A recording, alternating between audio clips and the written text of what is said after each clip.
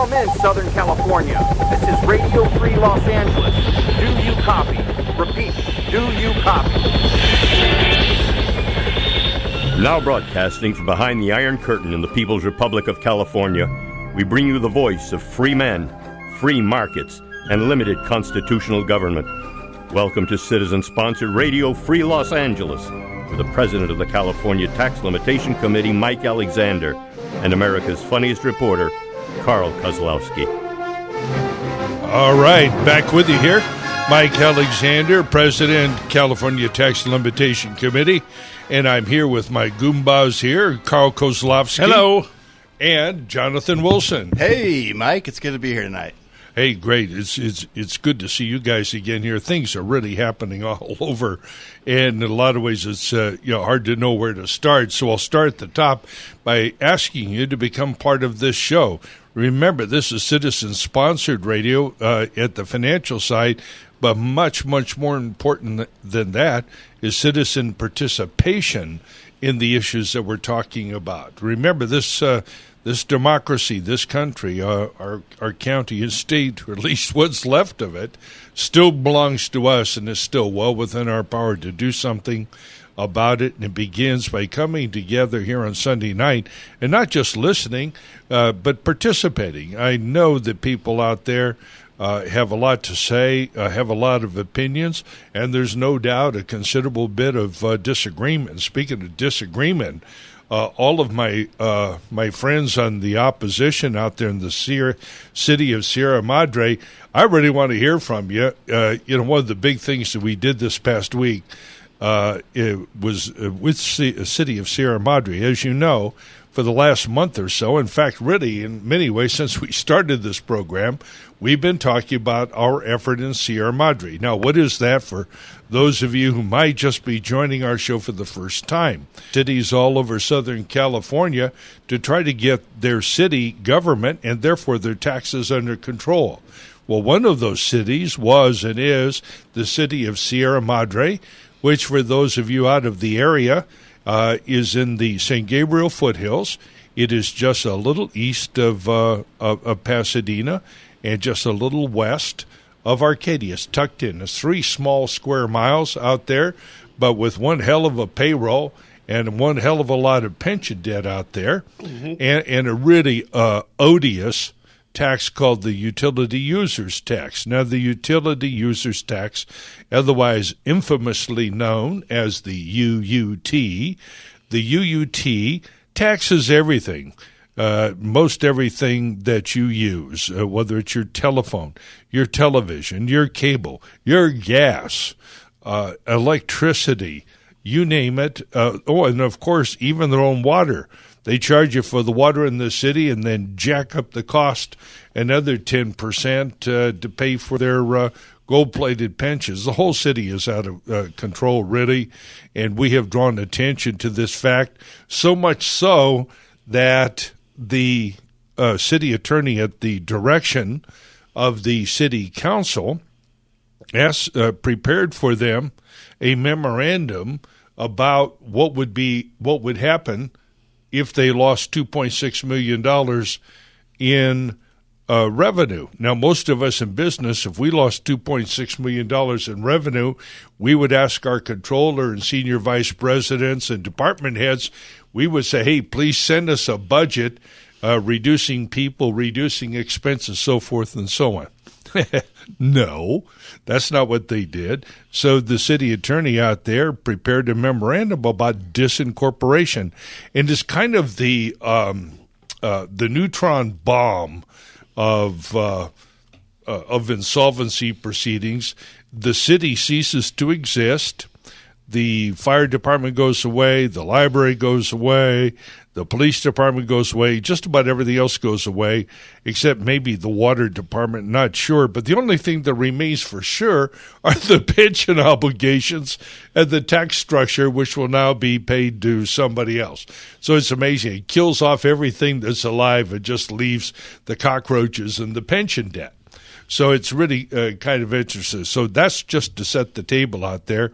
And we decided, because so much of this stuff is numbers, and those of you who are listening, and there's an increasing number of you, thank you.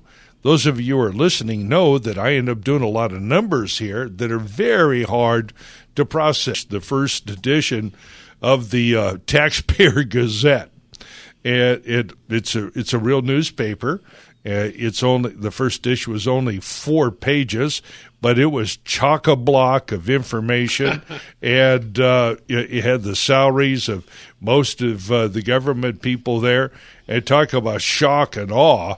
It hit that city like a bombshell, and we started getting nasty emails and telephone calls. And I have here the designer of the Taxpayer Gazette. By the way, hey, was Jonathan Wilson. Jonathan, once again, I want to say, attaboy, great job.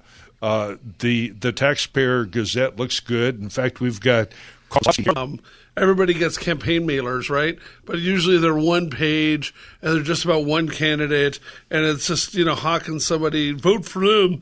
And this is like real information with a shocking display, full page and more of like what the actual waste in Sierra Madre is with the salaries and stuff like that. It's amazing. It's very well done, and it definitely stands out, I would think, in one's mailbox around the yard with the paper boys actually delivering it house to house. Yeah, we thought the information was pretty good and accurate. We did get an email from Tim in Sierra Madre. Oh, yeah. Who basically indicated that he thought we were liars and that our paper was full of inaccuracies. Half-truths. And that we put it out so close to the election that nobody could challenge us. Right. So I just sent him an email back and said, we do our best to make sure our information is accurate. And if you find any inaccuracies, please let us know and we'll, correct the record. That's right. And I even invited him on the show tonight. Right. And I find that... I don't know where the argument goes from there. But you ever notice on I don't know if you guys get into Facebook book wars or not, but I mean, anybody who looks at my page, they'll see that like I'm always starting some sort of fight, right. And it seems that 99% of the time, the kind of people that say "bite me" are from the left. Like they have no argument really. There's no point to what they're saying ever. Oh man. Well, Tim, you've already disappointed us. Yeah, Tim, if you're listening, please call in tonight, 866-870-5752, and we'll get you right on. We don't bite. Don't be afraid. Yeah, and Tim, if you want to, if talking on the phone is something that you have a hard time doing, or if, you're dealing with, substance issues or something like that, where can he email us? HQ@catlc.net. But he does obviously have that email address. He does, and he used it. So we said if he's dealing with those. Yeah, if he is. Yeah, I don't know it because Tim won't call, so we can make our own judgment. And as far as these half-truths, I just want to make the point here. Most everything that we've talked about out there have fallen into 2 categories. One, really, and that has to do with the pension debt. Our contention is that the city is insolvent. And indirectly, the city attorney, in preparing that memorandum about disincorporation, has effectively admitted our basic argument, which is that city is only a few $1 million up or down from being insolvent. If there's any movement at all in the revenues, if the revenues go down $2 million, or if their expenses go up $2 million, the city's out of business. And we have been at some pains to point out that CalPERS debt, which they acknowledge as at least $10 million, is coming due, and CalPERS is going to have to get its money back here. More people retire. So sometime over the next year, 2, 3, or 4, those pension catch-up payments are going to increase, and they are going to exceed the $10 million that they're carrying on their books. And that real number is closer to $40 million. It's a number, an obligation that can't be paid and won't be paid. And I'll tell you something else. The California League of Cities has publicly stated. Now, this is like a trade association for the operators of Ponzi schemes, right? they've got their own trade association. It's called the California League of Cities, and they have stated that the current pension debt and structure is unsustainable. And so I've got guys like Tim and all these other people that send us nasty grams, leave messages and so forth, accusing us of I'm not sure what, but never deal with the pension debt. Now, somebody here was saying that had questioned our courage in not going to that boring.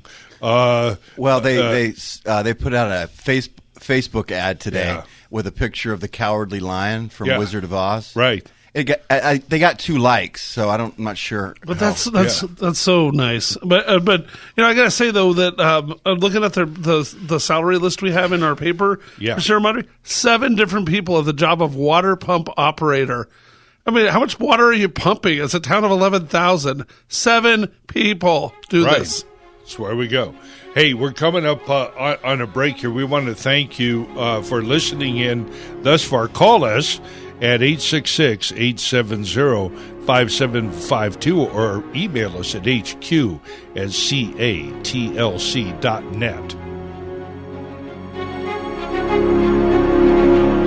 If you like what you're hearing and would like to support Radio Free Los Angeles and the California Tax Limitation Committee, please call area code 626-792-1772, 626-792-1772, or kindly visit our website, catlc.net, catlc.net. You can also watch Radio Free Los Angeles on Facebook Live at radiofreela.us. If you'd like to talk with Radio Free Los Angeles, the phone lines are wide open. 866-870-KRLA. That's 866-870-5752. We're live, local, and here to talk with you. 866-870-KRLA. All right, back with you here, Mike Alexander, Jonathan Wilson, and Carl Kozlowski. Hi-oh. All right, so just to continue our rant about those things, we have been at some pains to talk about the numbers, and to my knowledge, nobody, not the mayor or the mayorette or whatever she calls herself over there, or any of the council people, to my knowledge, and certainly none of the people that have written me nasty grams or left stupid phone calls, none of them is called up to tell me that these numbers are wrong. I wish that they were, because then I would be spending my Sunday night at home listening to somebody else talk, because the problem would be over. Well, I've got news for you. The problem's not over. They know it's not over, and that's why they're talking about disincorporation. Now, I had the opportunity this afternoon to speak to a wonderful group over in San Marino, and that city just to the south. Let me tell you, it was stunning, because we came up with some different numbers. For those of you who have been listening here for several weeks, you know that we spent a lot of time talking about San Marino and Sierra Madre. We talk about these things, folks, not because we think that you'd have any immediate interest in what's going on in these two cities, but these are case studies of what's going on in each and every city, almost without exception, in the state of California, and what is going on in the state itself. And by the way, before the end of the show, I'm going to talk about this joke called Garcetti. What's this goofball's first name? Eric Garcetti. He thinks he's going to be president. I think George will, who is just taking leave of his senses. I think he went to one too many baseball games and got hit. Because he was talking up Garcetti here maybe about a month ago as a man who should be heard. Something like that. I mean, this nonsense. He's gone off the deep end. And I'm gonna give you some numbers on the city of L.A. Well, if he manages the rest of this country the way that he manages L.A., wow, are we in for trouble? And so the city of L.A. is worse than almost any of the rest of them, except of course Chicago. But in any event, when we were talking about San Marino here a few months ago, we talked about San Marino, the fiscal illusion. The fact is that over in San Marino, they had maybe $22 million worth of acknowledged pension debt. That is, there was at least $22 million that CalPERS itself admitted that they owed, right, and that they were willing to admit was owed. And then, of course, we articulated the fact that the Stanford Institute has used a much different investment return of closer to 4%, and they calculated that pension obligation in a city of 11,000 people, a city with 4,500 households. They calculated that pension obligation over there at about $92 million. And as I pointed out, then, this number was moving, right? It was only good as of the date that it was given. It was growing. Well, lo and behold, let me tell you what happened today. And thank you, Marcy Guzman. Marcy sent me a link to the current CAFR. That's the City Annual Financial Report, something like that. And in there, had a couple of notes in the beginning by the auditor. And what do you suppose was the new amount of the pension debt from CalPERS itself? It was 22. Yeah. Was 22 6 months ago. 25. Ooh, you're hot. 26. 25.6. You guys got to be. Wow. All right. I'm closer. The price is right. Get the two of you together. We got an IQ. We just earned our paycheck for the show. Yeah. This is a class where we ask that question. It's not a team sport. Oh wait, I overbid. Jonathan underbid. He wins the prize. What is the prize? All right. So yes, come on down. Yeah. So we got it, and now the point of it is that you don't have to be very good at math. And even if you're not, whip out your Obama phone, do the numbers. You went from 22 to 26. That looks to me like a 20% increase in just a year or so. You see what I mean? That's a very big number. So, hey, city of Sierra Madre, man, that number's moving, and they're going to have to start getting more money out of you. And owing CalPERS is like owing the mob. They may let it ride for a while, but at some point they're coming for the money because the people who are of a certain age are retiring at a very rapid rate. Hey, how many minutes we got to go, Sully? Oh, beautiful. We've got Jim from Redlands who is called in, and he wants, I think he's inquiring about pension debt solutions. Jim, fire away. What have you got to say? Hey, Wilson and Carl and Mike. Oh, it's Jim Riley. Hey, hi, Jim. If years ago when the 2007 crisis hit, my wife and I went to the Renaissance Esmeralda, and it was full of CalPERS people on vacation at this 4-star hotel or whatever. And the problem is very depressing. And I've watched the California watchdog sites and Transparent California and so forth. But has anyone actually proposed how much these things would have to be ratcheted down over time in order to solve the problem? Well, I'm sure somebody has. Let me give you my 5 or 6 point solution. Does that sound like just a wretched political answer here? But let me walk you through it. All right. First step, and some of this is a little bit of rhetoric, but it's really true. I wrote it on the back of the Taxpayer Gazette. So any of you that didn't get it, you can go up and click into it at catlc.net. Well, is it up there yet? It's on taxpayergazette.com. Oh, I'm sorry, taxpayergazette.com. Is it up there? It is. Okay, go to page 4. I've got the solutions, okay? First thing is admit you have a problem. Now, as obvious as this may be, you can see that that's the real dispute between us and the opponents of Measure D out there. They're not talking about the problem. So I'm not sure if they don't admit it, they don't know it, they don't understand it, or they're just engaged in complete political mendacity. So step 1 is admit you have a problem. Well, what bothers me is that what Wilson mentioned earlier is that sort of bite me response that immediately comes from people who are talking about their salaries and their retirements. Sure. And at some point, we're going to have to start talking about how the problem is solved. Right. Okay, now let me move on to step number 2. Step number 2 is to resolve the dilemma that I have identified. We have CalPERS saying that the pension underfunding in these cities is one number using a phony, fake rate of return, right, which produces an artificial number. And then you have more sober institutions like the Stanford Economic Institute that does these numbers. Dr. Joe Nation up there, widely respected. He runs the numbers, and he comes up with a much higher number called $40 million, right? So if you're running the city, your first step is to resolve that dilemma, working with outside experts and working with your own financial people so that you can properly state that deficit number and put it on your financial statement, just like you and I are forced to do, Jim.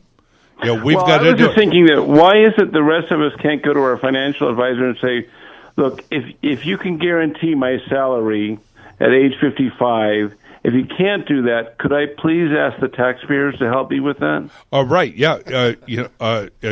Jim, maybe you could do that and call us back next Sunday night and let us know how it goes. I've been asking over and over with several different financial advisors, could I please put a lien on the taxpayers to help me with my retirement? I don't understand why that's so incomprehensible. And you haven't had anybody help you with that yet, Jim?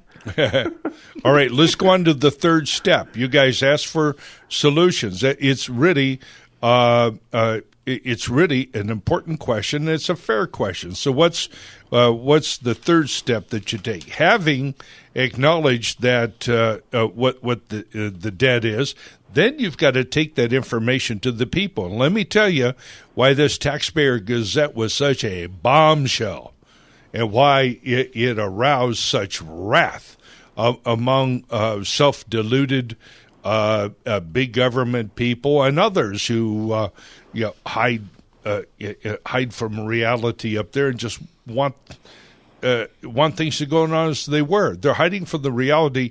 The city government has to restate this obligation, acknowledge it as a problem, and take it to the people in a real town hall with real opportunity for input and debate on it.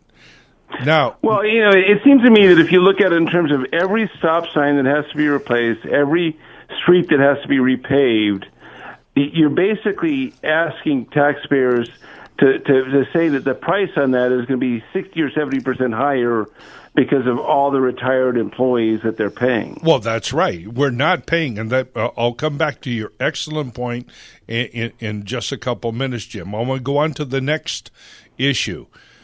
I believe that under current California law, and I think they litigated this issue down in San Diego, under current California law, you can move your employees to a two-tier system. You cannot yet, pending the outcome of a California Supreme Court case, you cannot yet dump your current employees onto a new pension system. That may happen, but certainly your new hires can be put into a defined contribution system that is a 401k system, and the contributions of their as a percentage of salary should not exceed 10%. That's very simple, very consistent with what goes on in industry. Now, as to the remainder, you have a couple of other choices. You can either put the city into bankruptcy. You can litigate those issues. You can negotiate these and restructure them depending upon what the California Supreme Court says that can be done. Or you could just there is a third alternative that I think should be explored, and that is to take all of the current employees, and for all the old dollars will continue under the old system. Every new employee be on a defined contribution. All the old money would stay where it's at, but the formula would revert to what it was in 1998 before they screwed it up. And back then, I think that public employees were capped at 2%. up to a maximum of 20 years. 2% of salary up to 20 years. So it was $220 instead of the 3% for up to 30. You can see what happened there. And I think, even though I have zero expert witnesses, expert testimony on this, I believe that if we went back to the old system, we would cash flow. Jim, I want to thank you for coming, for calling in. Let's make sure that that this is not the last time. Call us, please, at if you want to participate, at 866-870-5752.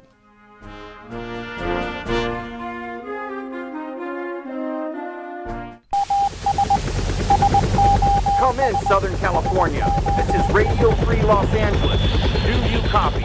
Repeat, do you copy?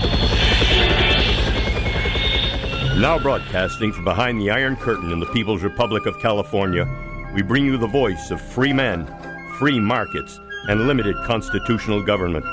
Welcome to citizen-sponsored Radio Free Los Angeles, with the president of the California Tax Limitation Committee, Mike Alexander, and America's funniest reporter, Carl Kozlowski. All right, Mike Alexander back with you. Carl Kozlowski. Oh, man, that last name makes me work hard. But Jonathan Wilson, that's a lot easier. Actually, I think I mentioned to you that... You're giving me a complex, guys. Oh, yeah. Well, don't worry. I've got a little... I think I've told you about our Polish connection in the family. My niece, Anne-Marie, married a wonderful guy. And he's an import from Poland. I mean, I wouldn't say he's right off the boat, but his family's really here. Right off the plane? Right off the plane, yeah. And his, he's just a really nice guy, but his last name is pronounced, it looks like Kizlewski, but it's Kizlewski. But the funny part is my little nephew. So when this kid was born, they gave him this big handle, Alexander, because my niece obviously is an Alexander Konstantin Kislevsky, right? I mean, there's like 83 letters in his name, right? But yeah. Right now, we would thought, how would you ever fit that on a football jersey? Well, on his, it'd be easy. This kid's a giant. So, yeah. So as we all are, we're hardy stock. Oh, absolutely. You and this kid, look at me, people. It'd probably be love. Yeah. So, at any rate, we started calling the kid Alex, but his Polish grandmother started calling the kid Oleg. Which is, of course, Polish short for Alexander, whatever it is. Oh. But so he calls the kid Oleg. So needless to say, Oleg is stock. So Irish roots, and Alex gone. This kid's Oleg now, and he's just a lot of fun. But it's a lot easier for me to call him Oleg than Kislevsky. So yeah. Theory. Hey, we're back with you. We've been hammering away on taxes and spending. We want to thank Jim Ratty for calling in, asking about those solutions.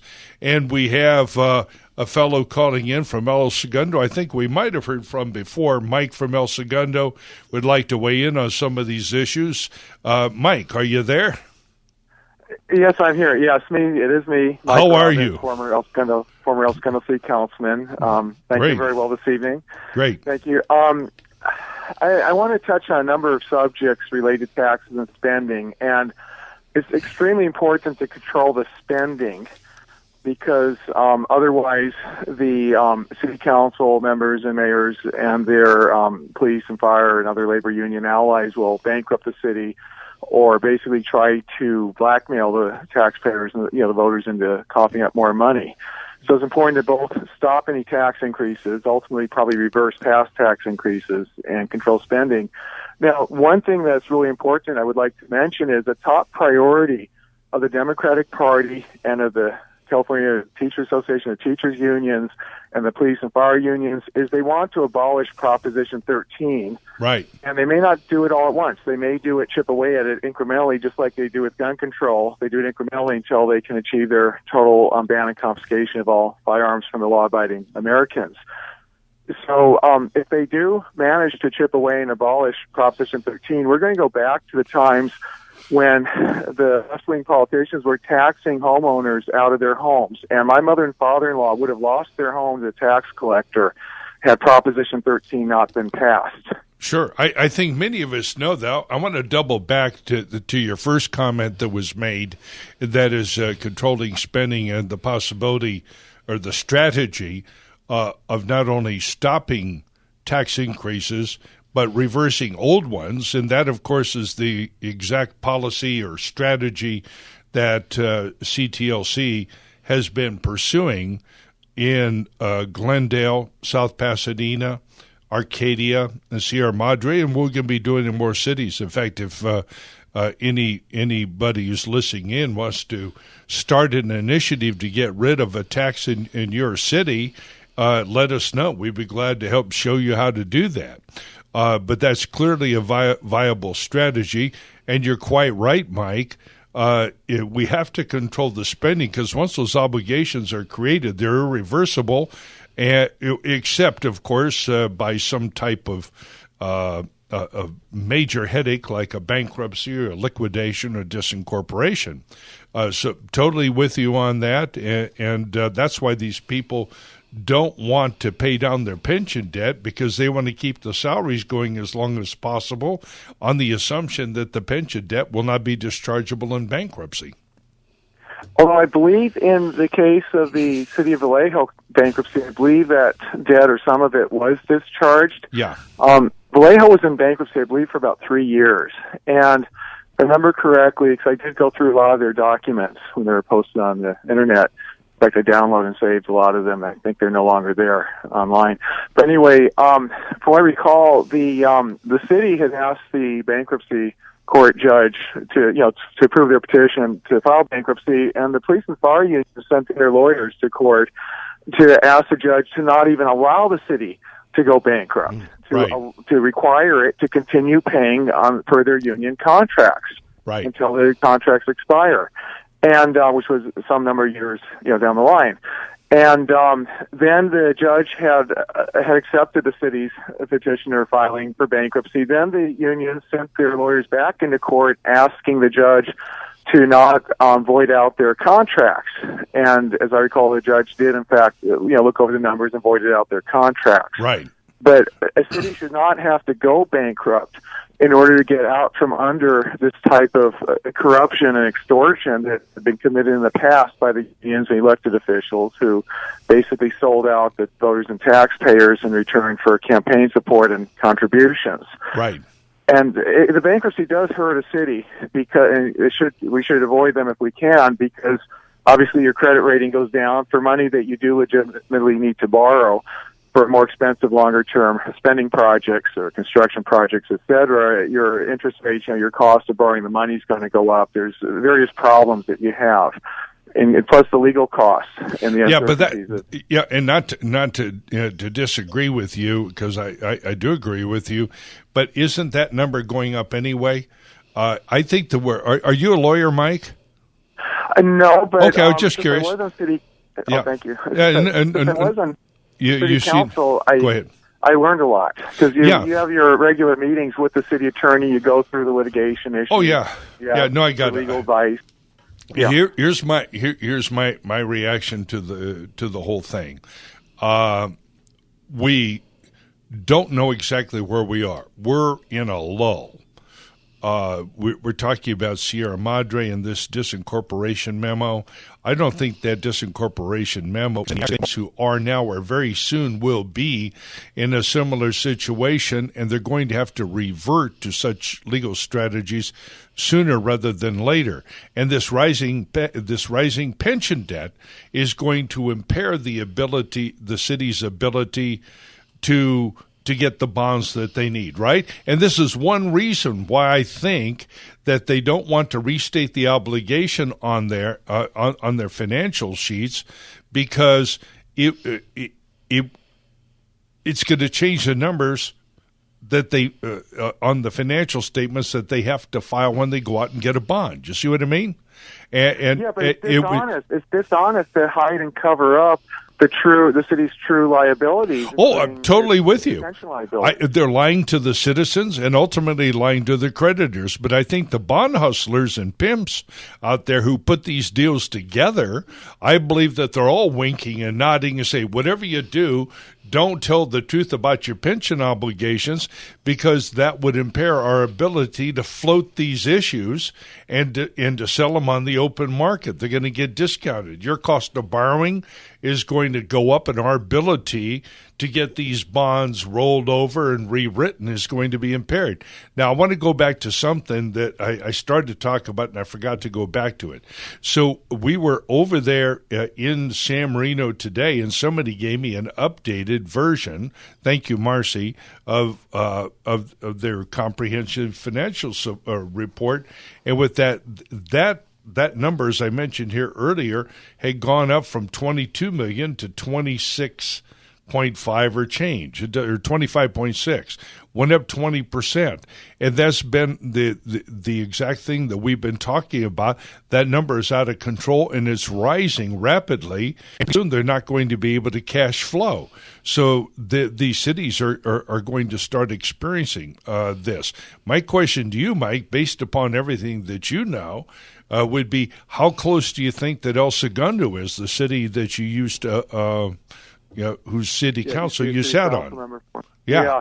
I have to look at the latest numbers to see that. However, I did have to fight off the firefighters union that they put a Measure P on the ballot a few years ago, right, trying to hijack our fire department and force our city to disband our local fire department contract with Los Angeles County, because we were having financial problems. Right. So they want to join, become part of the county, which would be possibly more financially secure for longer, maybe not. But also they then become members of a much stronger, more powerful union. Yes. And they lied to the voters when they were collecting signatures. They said, sign this petition to get a measure on the ballot if you want to keep our local fire department, if you want to protect it, preserve it. Mike, I got 30. Mike, I got 30 seconds to the break. I want to thank you for calling in again. Your invaluable contributions. If you'd like to speak with us, 866-870-5752.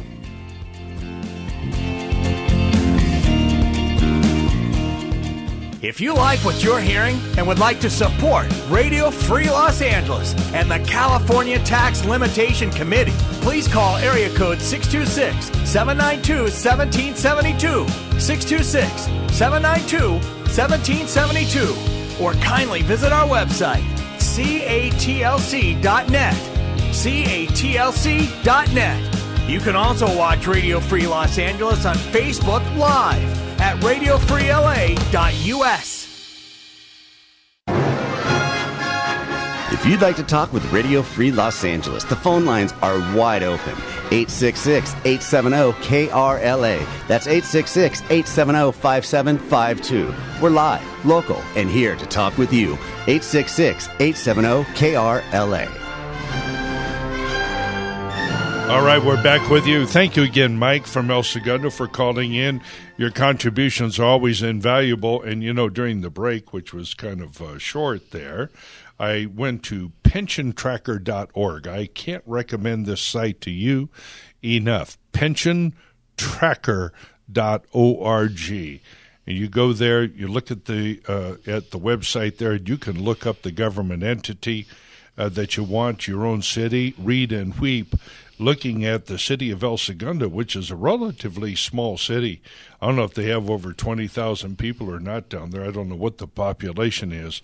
But it's not very large. It's lies just south of the Los Angeles airport, and then goes down, I guess it hits Manhattan Beach or something like that.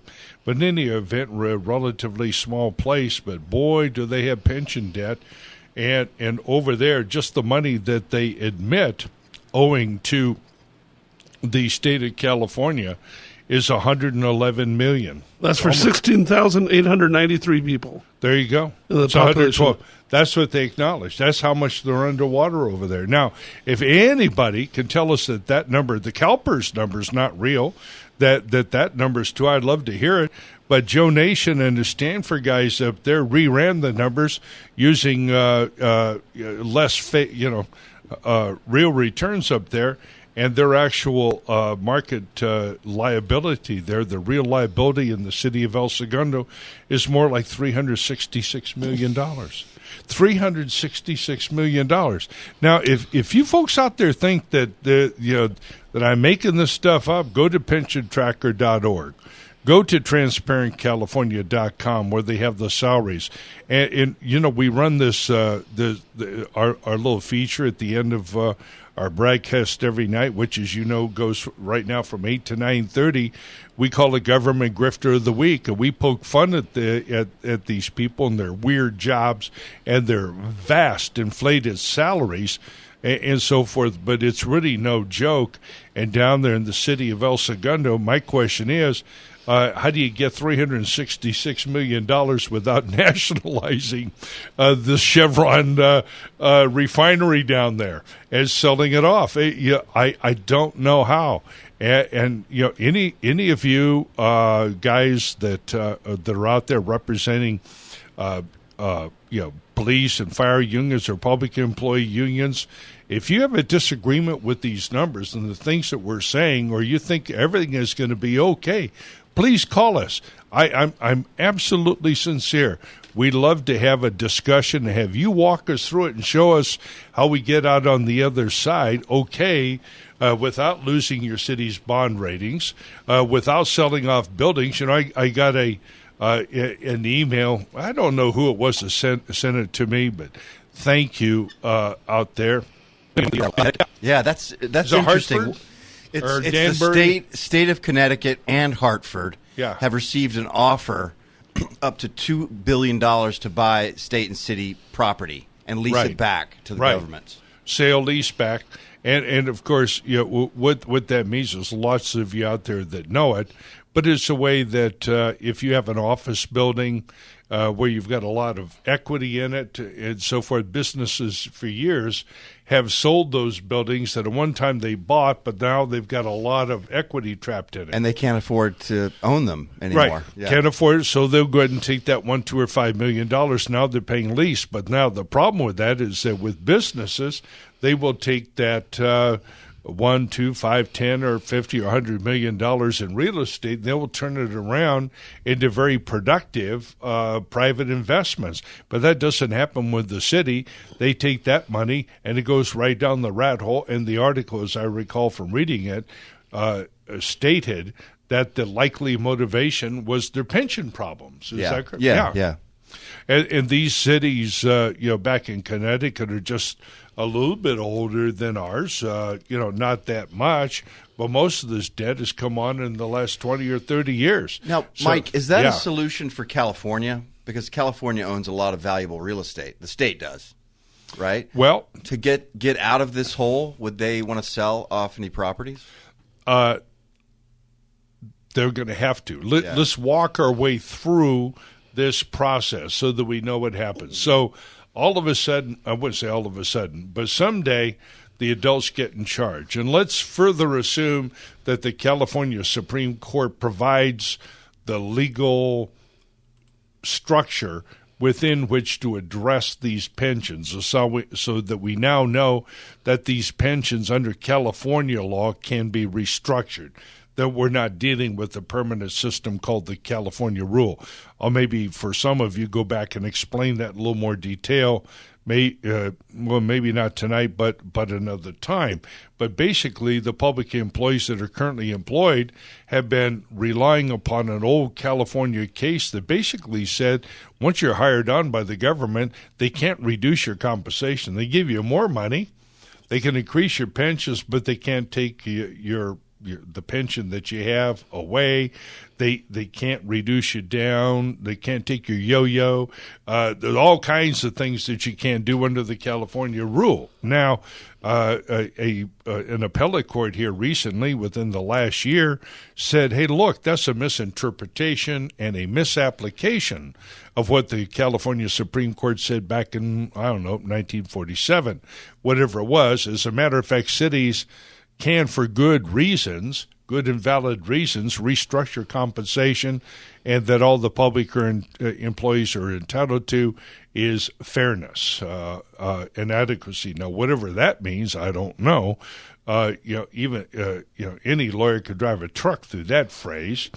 But this issue is now up in front of the California Supreme Court, and there's a couple of other cases that upheld the California rule. So they put all these cases together, and they're briefing and arguing these cases. I don't know when the oral arguments are, but we're going to get John Eastman to come on and talk to us, well-known constitutional expert, and Chuck Reed, Democrat, former mayor of San Jose, who has led the charge on this. We might get Carl DeMaio from San Diego to talk about it, because they initiated the two-tier system down in San Diego and fought it to a standstill. So there is something. Now I'm going to ask you your question. So you said, what's going to happen with those buildings? Well, this is going to be like a Babinopoly game, where you got to turn in all your deeds, all your houses, and everything, and all you're going to get is the discounted value, and that money is going to go to pay off creditors. So now it depends upon how they deal with the bondholders, because the bondholders may have a prior claim on those buildings, in which case they won't be sold, right? But if you've got this great big huge pension debt out there, some of these buildings may have to be sold in order to permit the generate enough money to restructure those pensions. And of course, the pension debt may just get wiped out in substantial part. That's why we're going to have a lot of work to do, and this is not solved just by complaining about it. It is surely not solved by hurling insults at us and accusing us of half-truths without discussing the fundamental underlying issue. We're concerned about these cities. These cities are going to stop. I don't want my city. I don't want Altadena to stop. I don't want Pasadena, San Marino, or Sierra Madre to stop. They just need to get their financial house in order. Yeah. That's all. And there's a process in business and in life for doing that. Mm-hmm. And it starts with facing up to the truth and stopping the lying. Now, to generate cash, a lot of California cities may turn to sale leasebacks. Some cities, trying to remember which one it was, something Pacific Grove or something like that, up in Central Coast near Monterey. Those guys have already started selling off the library, and the hot dog cart down at the Ball Diamond, and whatnot. The dugouts next. I tell you, I read that article and I thought it sounded like a good solution. For Sierra Madre, right? But what it really is borrowing money, right? Right. Well, yes. Yeah, it's a way to finance the debt. So what you don't want to do under those circumstances, you got to change spending. You got to change spending before you do anything. And what they're going to do is they're going to take that money and they're going to put it down the pension rat hole, right, without ever facing the total amount of the debt. So you don't want, if these people are going to have to be restructured, you don't want to make life easy for it. So it's a way that they pay themselves off preferentially. That's a word of legal art in bankruptcy. It's a preferential transfer, a preferential payment that ends up in a lot of cases being sanctioned by the bankruptcy courts. Now, the bankruptcy courts have given the public employees a lot of latitude, haven't hit them hard, but God knows what's going to happen if you have a wave of municipal bankruptcies, and now all of a sudden the bondholders are being told that they may have to give up several $100 billion or even $1 trillion worth of bonds just to make sure that some 80-year-old whatever continues to get $115,000 until he's 120. Those bondholders aren't going to hold still for that. Hope this isn't too much geek speak for you out there, but believe me, we've got the good stuff. We've got the good stuff coming up in the next half hour. Oh, we do. The Government Grifter Awards. Yeah. It's always fun. It's going to be fun. Hey, we're up on our break. I think it's the hourly break now, is it not, Sullivan? And thank you, Sullivan, for being our tech guy in there, managing the board. We enjoyed this first hour. Stay tuned for the next half hour, in which we'll talk about a bunch of things, including the Government Grifter Awards. Call us in. Be part of the show at 866-870-5752.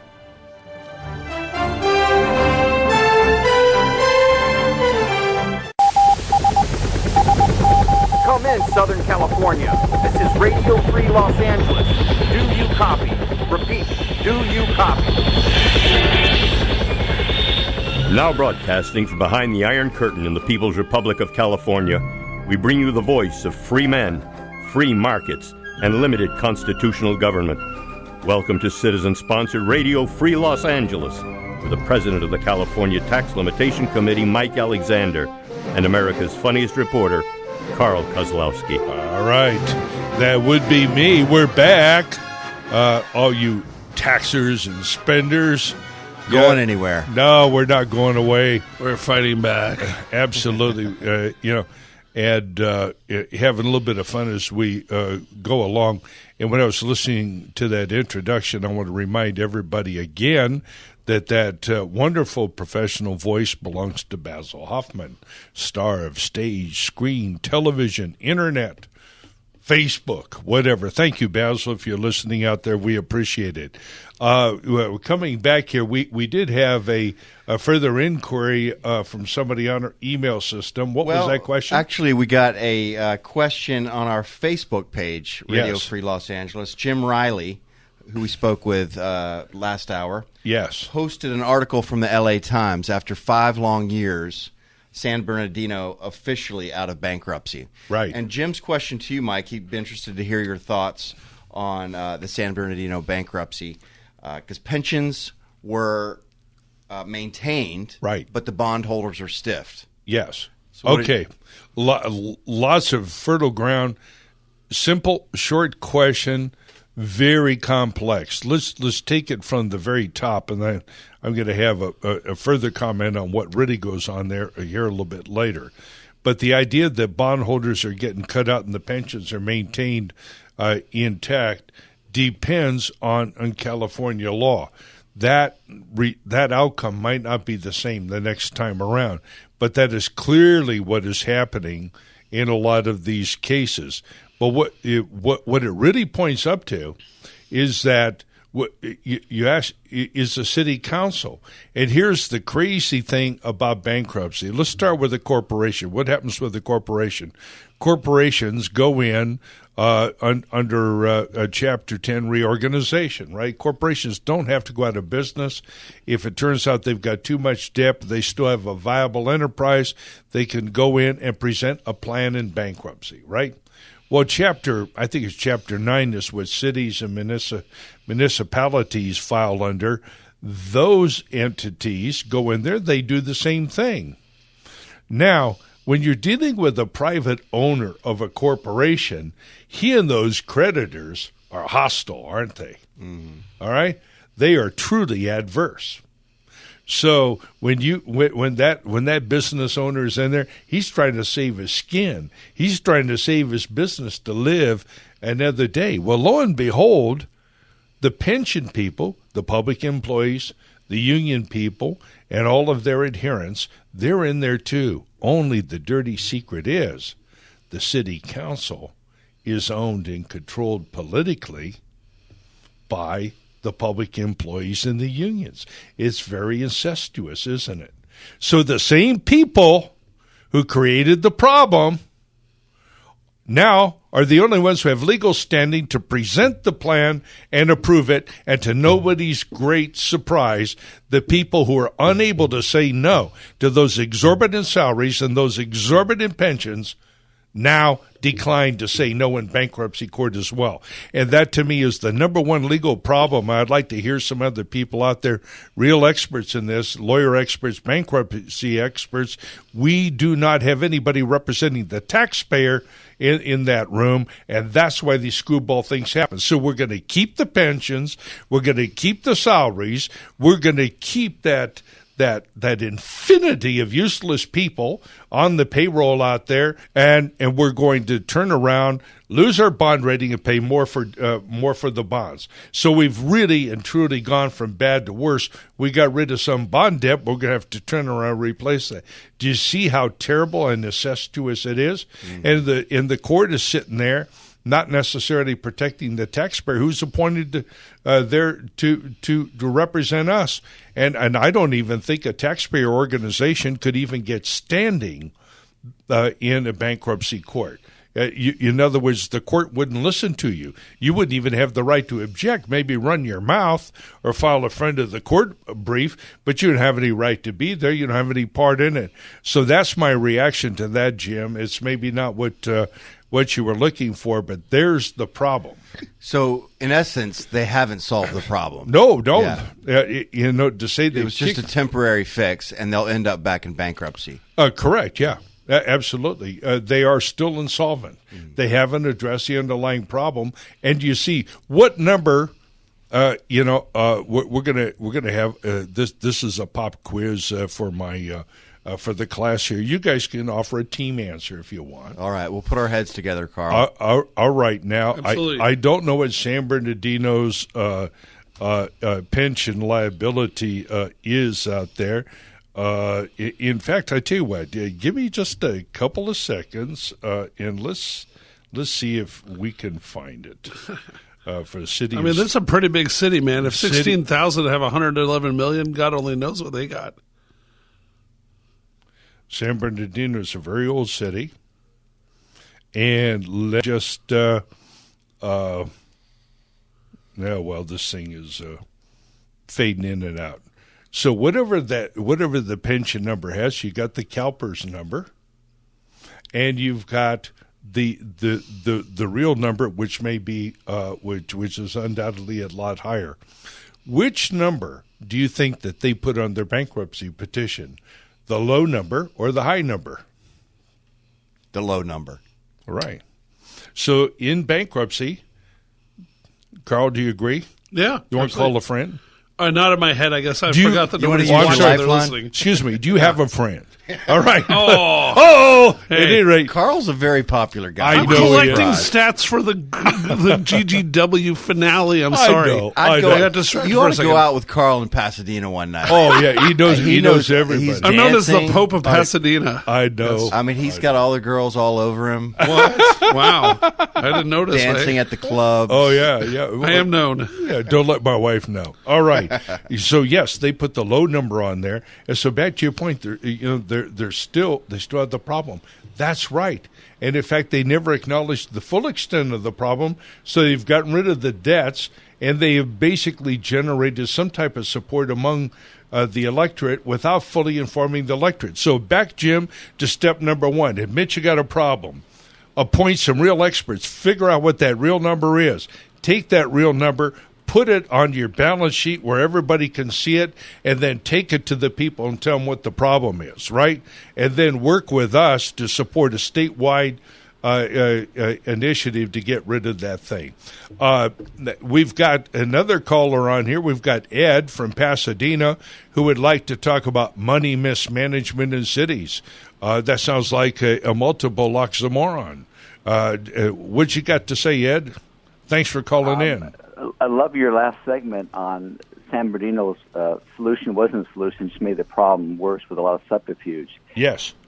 The stuff you're doing is great. You're coming under heavy fire, which it means you're over the target. Love it. Wanted to say I hated to hear the solutions part of it a way out, because with procrastinators, that's all they live on is solutions down the road. Yeah. And I think I just want to underscore, keep the pressure on, go after these cities and how bad they are, and all the trickery they're going to use to have solutions which aren't solutions at all. That's correct. Yeah, they are not solutions. Yeah, in some of the solutions I was talking about, I know they sound like a little bit of delay, but they don't have to take that long. You can get experts together, and they give you a number right now. For example, you talked, Jonathan, here a few minutes ago about this sale leaseback out there in Connecticut. Well, there are companies, insurance companies, who will come in and take over your pension plan and take over your liability, right? Mm-hmm. So right now, the city of Sierra Madre could go out, or CalPERS itself, but let's just take the city of Sierra Madre or San Marino or whatever. They could go to an insurance company and say, hey, look, here's our debts, here's where we are. Take it. Let's continue this on the other side, because I really it's too important a point to make. We're up on a break now.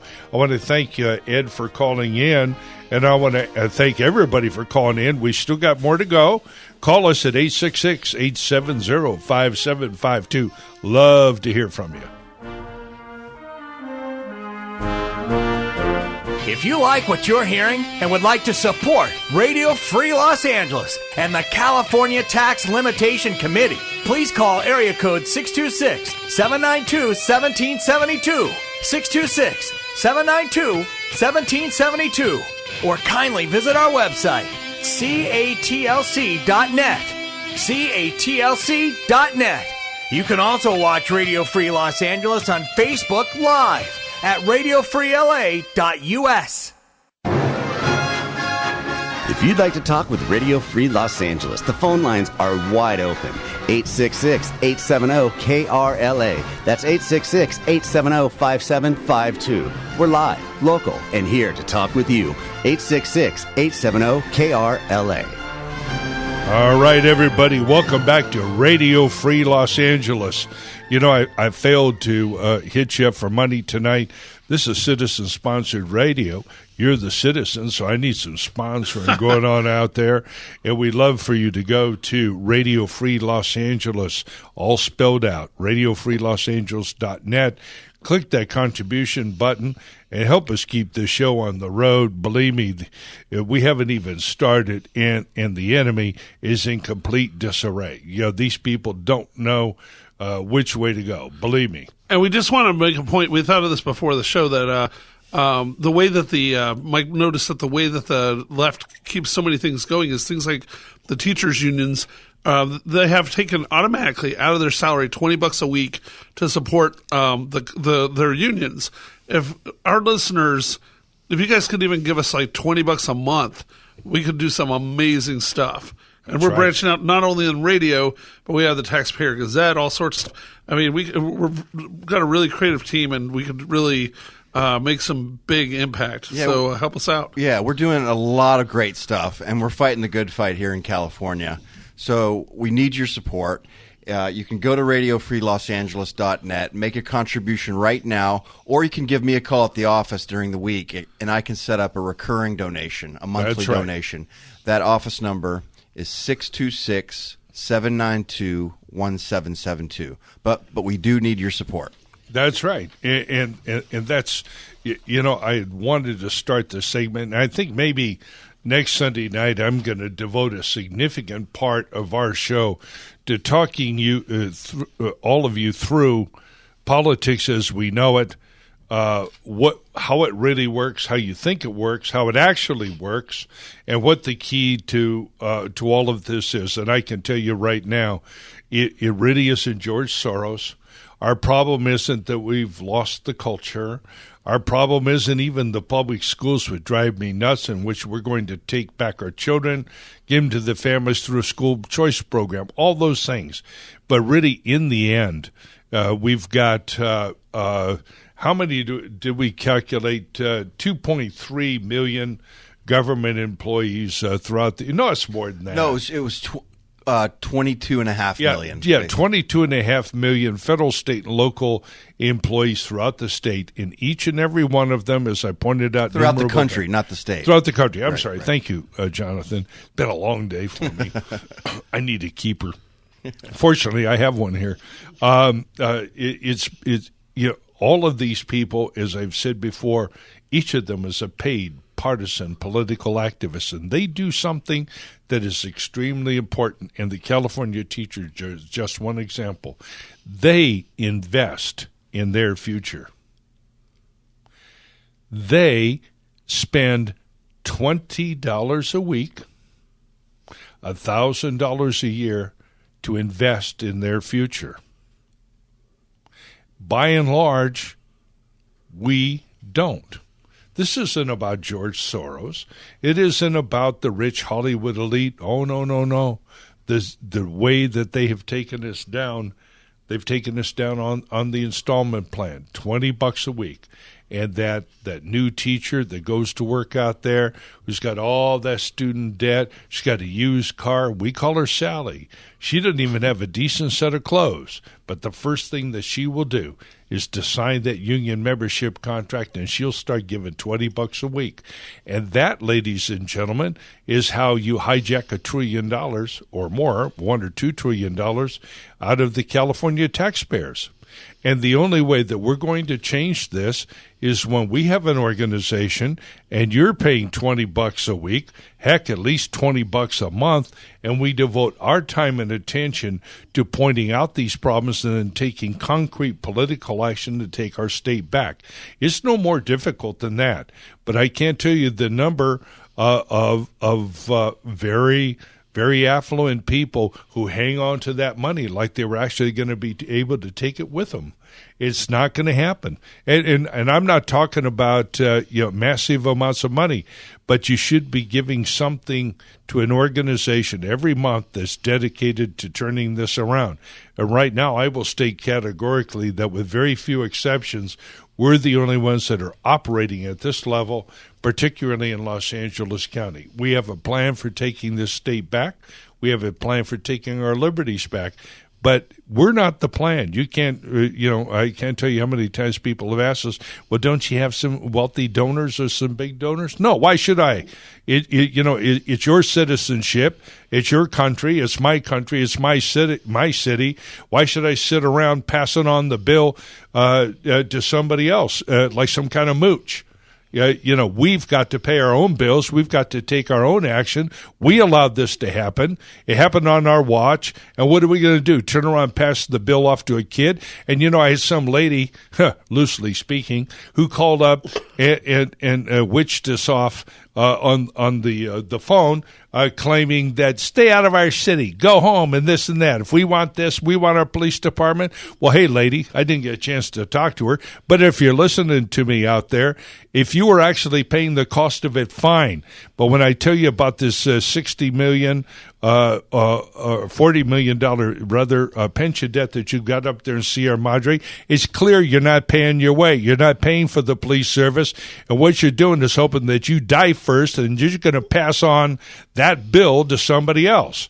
And over on our side, people who know better are sitting around doing the same thing, but this problem isn't going away. We have no right to turn around and give this bill to guys like our board operator over here who's in his 20s and hoping to find himself a wife and make his way in the world one of these days. We have no right to do this to our grandchildren, to our daughters who are looking for a husband. They want to raise a family and enjoy the things that we have here in Southern California, and they're not going to be able to do it with a $1, $2, or $3 trillion debt hanging over in the state, in the cities, and that's not counting the thieves in Washington. And until we start turning it around right here, we're not going to be able to do it. Now, that's our duty. That's your duty. And I hope that you will respond in kind. If I sound like a bit of a scold, I am. But I'm just telling you how it is. And I'm telling you that what you're doing, forgive the bad grammar, but it ain't cutting it. It ain't going to happen the way that we're doing. You can't throw a $100 bill at it here and there and expect to thank you and to go home and sleep sound. That's crazy. And you see, nothing has happened. So this goes back to the question, how and why is it that these public employees were able to go in there and skin the bondholders, hustle the city council, and walk out of there with their pensions intact, the very same pensions that put them into bankruptcy to start with? How did they do that? Answer, $20 a week. Mm-hmm. They invest in their future, and you don't. You get the return on your investment that you're entitled to. Zero. Absolute zero.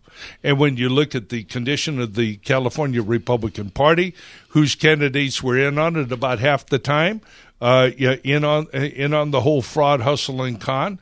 You see Republicans time and time again going to the city councils, county, and all. They do absolute zilch. Point nada, shall we say? But anyway, that herewith endeth the lesson for the moment. But hey, now we need to go to Government Grifter of the Week. How many minutes we got before the next break? Perfect. We got 6 minutes here. We got plenty of time to do Government Grifter of the Week. Music, maestro, please. And now, live from Glendale, California, it's this week's Government Grifter Awards. Well, this week we're focusing on the city of Redondo Beach. Yes, we've got some good ones. It might sound like a really beautiful town, but wait till you hear. This must be like the crime capital of the universe, because this city has 29 police officers, making each one of them from $201,830 to $246,787. Then 15 police sergeants, making $223,172 to $302,315. 15 fire captains. What's going on? Is this Detroit on Halloween? Fire night? Wow. Devil's night? $125,032 to $356,198 just to keep the city from not burning down. 15 fire captains. Yeah. Well, you said that well, Carl, because I looked at this list and it was very difficult for me to pick anyone. And I think I'm going to focus on the fire departments and the police departments. Oh, yeah. Absolutely. So my first nominee is the top earning fire captain at $356,198 a year. Wow. And that's the top earning one out of 15 fire captains. And there are 5 fire captains making over $300,000 a year. Wow. And there's 16 firefighters/paramedics making $139,444 to $358,149. And let me remind you, as I like to point out every week, by comparison, the U.S. president, not Trump because he forgoes his salary, as a good show of faith being a billionaire, but the U.S. president makes $400,000.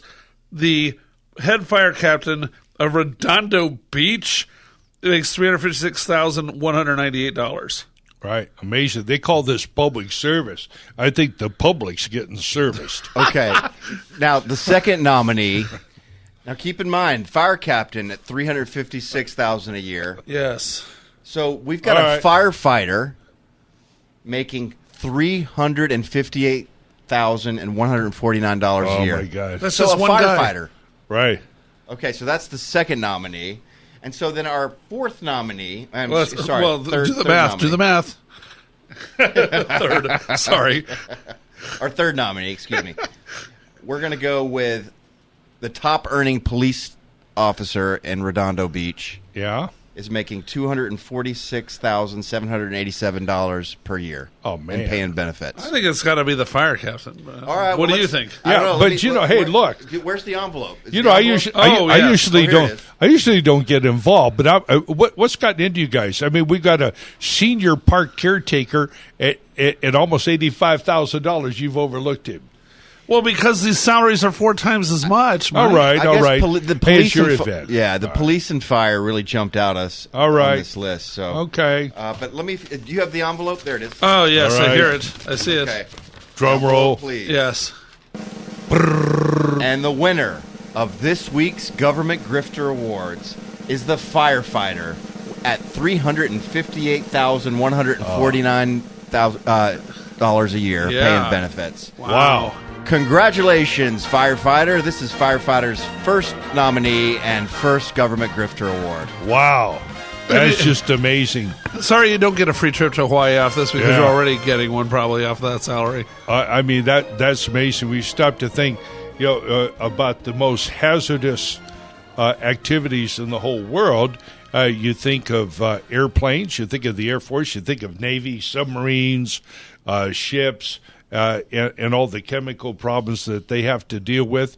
And yet the head of the entire Air Force, total benefits all in, doesn't make $250,000 a year, and he sure as heck doesn't get that kind of money in retirement.